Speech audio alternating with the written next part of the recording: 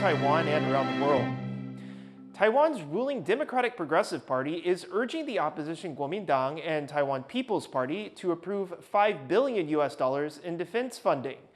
But the opposition says the government is trying to get the funding by putting it in a bill that's supposed to focus on U.S. tariff relief. Our reporter Chris Gorin has been following this story from our Taipei newsroom. Chris, what exactly is the DPP asking for here? Well, as you said, Jeremy, this is part of a special budget act put forward by the cabinet rather than a normal budget bill. And it was proposed back in April amid concerns about how U.S. tariffs might affect Taiwan's society and its economy, although those tariffs are now in a 90-day pause. Now, the package in full is more than $13 billion US, and it covers not just national security, but also injections into national labor and health insurance, as well as support for industries and employment. But the two largest and most controversial parts are the $5 billion for national security, as well as the more than $3 billion subsidy for Taiwan's struggling power utility known as Taipower. Now, the ruling party says that these national security funds will pay for more air and sea drones, more ships for the Coast Guard, a nationwide infrared and heat thermal camera system that's meant to find smaller boats, and cybersecurity upgrades. Now, the ruling party says that these funds are necessary given the increased aggression and gray zone tactics being used by China against Taiwan, especially at sea.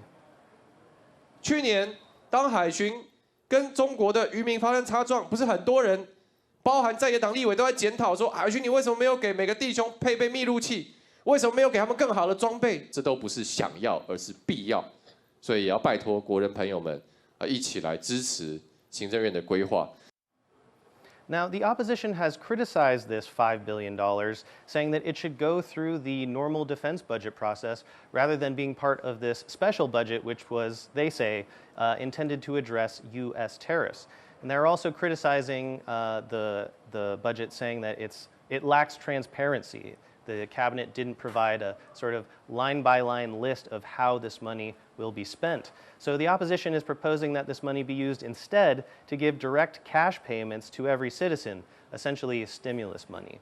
Now, there's about a month left of negotiation before this package would move on to the next step. And if no deal is reached in that time, the opposition, which has the majority in the legislature, is likely to pass their version of the package. Jeremy? Thanks, Chris. That was Chris Gorin reporting from our newsroom in Taipei. The Defense Ministry says it has tracked 25 Chinese military aircraft and 7 Navy vessels around the country in the 24-hour period up to Thursday morning. 19 of the aircraft breached Taiwan's Air Defense Identification Zone, or ADIZ.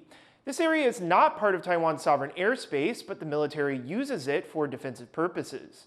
The increased activity comes amid heightened Chinese military activity in recent weeks, including 2 aircraft carriers operating in the Western Pacific.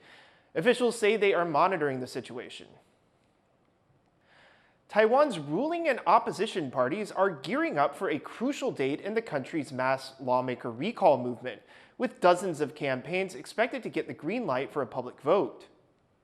所以呢，6月20号是很关键的一个日子，中执会应该会宣布。 那宣布以后呢，我们6月20号就举办。The Central Election Commission is set to announce on Friday which campaigns have gathered enough signatures to be voted on. Campaigners expect more than 20 recall petitions against opposition Kuomintang lawmakers to receive the go-ahead. The KMT has launched an anti-recall campaign to counter the movement.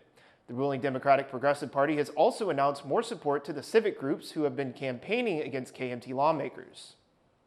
民进党全国罢区的所有党公职将会大串联，同步宣传罢免投同意，走上街头来宣讲的一个行动。Qualifying recall votes are expected to be held in late July or early August. U.S. President Donald Trump says he has not made a final decision on whether to strike Iran. I have ideas as to what to do, but I haven't made a final. I like to make the final decision 1 second before it's due, because things change. I mean, especially with war. Things change with war. It can go from one extreme to the other. Trump's latest comments come 2 days after he posted a warning on social media calling on Iranians to evacuate Tehran. Many of the Iranian capital's 10 million residents have since evacuated. Meanwhile, Israel and Iran have continued to launch missiles at each other, with the Israeli Air Force confirming on Thursday morning a new wave of airstrikes. Taiwan President Lai Ching-te has thanked G7 world leaders for advocating peace and stability in the Taiwan Strait. The G7 summit wrapped up in Canada on Tuesday, with members releasing a statement expressing concerns over China's destabilizing activities in the East and South China Seas. They also reiterated the importance of maintaining peace and stability in the Taiwan Strait. Lai wrote on X that Taiwan will continue to work with global leaders to counter coercion and deepen economic ties. A decade ago, Apple launched a multi-billion-dollar push into China, building factories, training engineers, and laying the foundation for its global supply chain. But in a new book, Apple in China, Financial Times reporter Patrick McGee argues that those efforts did more than just boost Apple's bottom line. They helped power China's rise as a global tech leader. Our reporter Ado Brar spoke to McGee to explore how deeply Apple and China are now intertwined. In your book, you compared Apple's investment in China with the US Marshall Plan. Can you walk us through what that entails and what it means for China's rise in the tech industry? Yeah, I'm not sure that the programs are similar per se. It's more that Apple, when it was feeling on the back foot in 2015, its relationship with Beijing having deteriorated, it does its own supply chain study internally to try to figure out how much it is investing in the country so that they can basically tout to Beijing and local officials across China, look how much we're doing for the country. So on their own basis, they figure out that they are investing $55 billion a year. That was such an extraordinary figure that I struggled to find any corporate equivalent. So for instance, if you tally up all Canadian and American private investment into Mexico from the signing of NAFTA in 1993 to 2020, you only get to, I think, around 230 billion.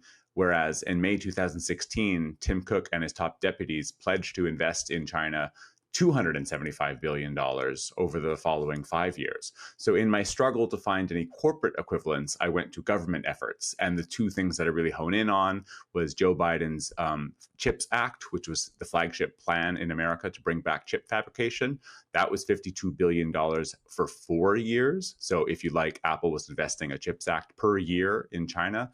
Pretty significant when you think about the Commerce Secretary of America calling that flagship program a once-in-a-generation investment.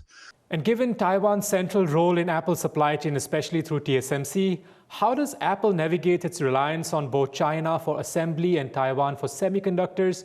And how is that going to really play out since we have cross-strait tensions at the moment? Well, they're different, aren't they? I mean, Taiwan is a great ally of America, and it doesn't present the same geopolitical risk per se, except for the fact that Xi Jinping seeks to annex Taiwan and has said things like, this is not a problem we will leave to the next generation. So in that sense, it is the same problem in that Apple has enormous exposure to a single country, China, for really all of its manufacturing. And then all of its CPUs really come from TSMC. And so there's a certain sense in which that is the same geopolitical dilemma. One thing I would point out is that Warren Buffett was really bullish on TSMC a few years ago, still says very nice things about the management, but basically divested all of his stock, around $5 billion. And he said, I love the company, I don't like its location. What I find interesting about that is he is also the largest single supporter, the largest single investor of Apple. And yet over the last 18 months or so, he has divested 2/3 of his investment in Apple. He has not said why, but I think the same logic applies. So I find that very intriguing. And why did China let Apple develop such a huge footprint inside the country? And what was China's interest in this? I don't think it's any different why they allowed Terry Guo of Foxconn to set up operations in the country. I mean, China was a pretty poor country following the Cultural Revolution, following the years of Mao, and Deng Xiaoping sets up this whole opening up and reform era wherein areas like Shenzhen, but most of the rest of the country later on, become like zones open to capitalist experimentation, tax-free zones that are open for export. And there's a certain sense in which they lure in foreign capital with the explicit goal of learning the expertise so that local Chinese firms and local Chinese people can learn the skills and then thrive on their own. I want to be clear, there's nothing nefarious about that. That's actually pretty brilliant. And it works pretty well for entrepreneurs like Terry Guo or Barry Lam of Quanta. And you could say that's going to work out fine because there's certain reasons why Beijing would never go after Apple, and we can discuss that. But that's quite a gamble when you're talking about an authoritarian regime. Xi Jinping is, I think by his own standard, a dictator for life. I think that's a precarious position for the world's most valuable company to have put itself in. That was author of Apple in China, Patrick McGee. You can watch the full interview with him on Zoom In, Zoom Out, available on YouTube and TaiwanPlus.com. On Taiwan's sensitive sea border with China, illegal oyster farming is a thriving business, with Chinese workers even crossing over secretly to take part. Some officials worry national security could be at stake, but local authorities say they're ready to work with China to resolve the issue. John Van Trieste reports.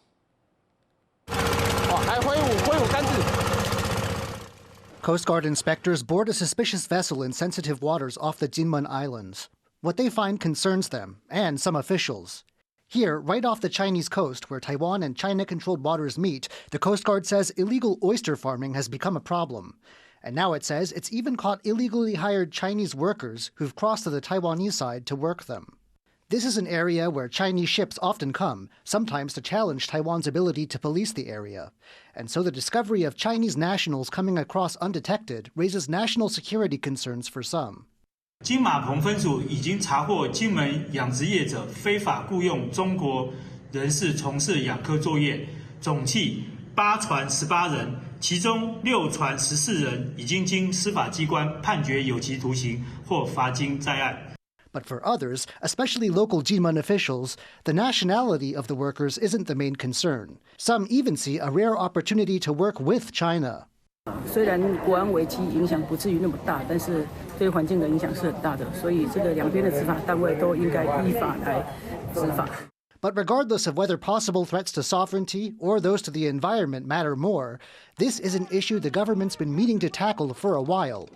The cabinet's already met twice on the matter. And in November, the Ocean Affairs Council started cross-department talks on getting rid of illegal oyster beds. The conclusion for now is that this will be a job for Kinmen County and the Fisheries Agency, with backup from the Coast Guard. 现在有请海巡单位加强查缉让他们现在也严防大陆渔船在进入我们槟榔屿水域这一带有争议的水域进行养殖作业。 Still, so close to China's coastline, this is a patch of sea that's hard to police. And oysters are just the latest challenge to keeping order in contested waters. Kama Xu and John Van Trieste for TaiwanPlus. A man has been fined more than $500 for vandalizing a 2-century-old temple, causing more than $300,000 in damage. 是我是很痛的，真的很痛，判下来就这样子没有办法，没办法修复，因为之前的用漆跟现在用漆是不一样的。 CCTV footage from 2023 shows the Spanish national scrubbing the temple's door with oil solvents, causing the paint to dissolve and peel off. The temple is now filing a civil lawsuit to help cover the cost of repairs. Thanks for watching What's Up Taiwan. Visit our website to see more of our news reports and other programs. Finally, check out these scientists replanting underwater forests to restore biodiversity off of Greece. I'm Jeremy Olivier. Take care and see you next time.